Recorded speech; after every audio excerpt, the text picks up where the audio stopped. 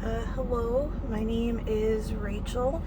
I am a mother who has lost my son to depression by suicide. He was 19 years old. His name was Isaiah, and it's been almost 5 years in July. And one of the challenges that I have, and I have this little group of other parents that I am very fortunate to connect with outside of this, and they kind of express the same thing, that it's hard to find joy in life, and when we do find joy, because it's there, we feel a lot of guilt about it a lot of times. Like, are we supposed to be happy? And a lot of times people say things like, Isaiah wouldn't want you to be sad, and he would want you to live life and be happy. And to be really honest, Isaiah, when he was in middle school, he was struggling with his depression, and he was having suicidal ideations. And I had found a letter that he wrote that said something to the lines of, I know that you're going to be very sad, and that this is going to hurt a lot, but after time, you'll move on and you'll get better, and you and the girls will move on with life. And it's really hard to move on with life having that, because it makes me feel like Isaiah, maybe he'd feel like he's being forgotten.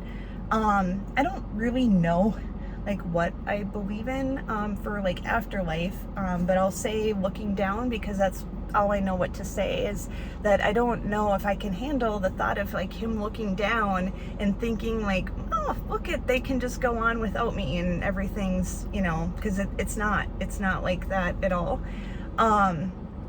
It's so weird. I'll post a picture to Facebook or whatever of Steve, my husband, and my daughters at the beach or whatever it is, and we'll be smiling, and I contemplate posting that. Should I post that? What are people gonna think? That I'm just okay now? And people will comment oh, it's so good to see you smiling and happy, which is such an awesome thing to say to me, and I appreciate it so much, because it's true. I should be smiling and I should be happy, but in the back of my mind, I'm thinking you have no idea what I'm really feeling. I'm honestly contemplating, while I'm taking this picture, how to smile.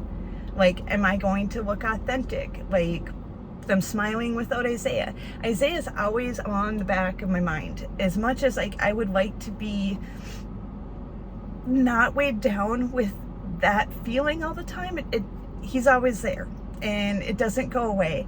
And I think a lot of times we see all these tragedies, whatever they may be, that go on in the world, and we see it, we have empathy, we have sympathy, and then it's not affecting us on a daily basis, and so we move on with life.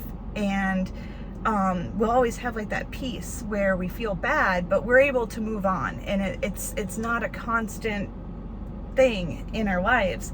And I think people a lot of times don't realize, with grieving, especially when it's your children, and especially when it's suicide, because there's so much guilt that comes along with that, and questions, is that we don't really move on or forward, and we're always stuck there. We're always stuck there, I don't even know what to say other than that. And so a lot of us are who are bereaved and grieving, are trying to figure out what this life is after, because everyone wants us to be happy and move on and be there for the girls, and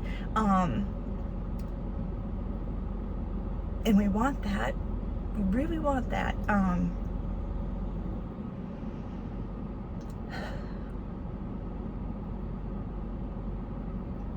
Unfortunately, it's just not as easy as one would hope that it would be. I do all these different things, vlogging and mental health advocating, because it makes me feel connected to Isaiah, and it makes me feel like I'm carrying his light forward and I'm doing something good with it. I do these videos. I don't make money. You don't make money talking about suicide or depression because it's self-harm. So YouTube, I don't get paid. We sell sun catchers, and we don't really make money on that either. Honestly, I donated so much that I had to pay in taxes, and we couldn't keep our house. And so I think people have this false idea of what our lives are like now, and I would say that every day is really challenging, but we're moving forward and we're pushing forward, and we're trying to carry Isaiah with us with everything that we do, and trying to find enjoyable moments and not feel guilty about having joy and happiness, but yet still carrying Isaiah's light forward in everything that we do. And then trying to find that balance of like, how do we live and survive and still be able to do that? And I haven't quite figured that out yet, but that's why I do these vlogs and I talk about it to whomever is watching. So I guess I'm gonna keep trying to smile and be the light and show positivity, but I'm also not going to hide my pain and my loss, because it's there, and Isaiah's gone, and that chunk is always going to be missing.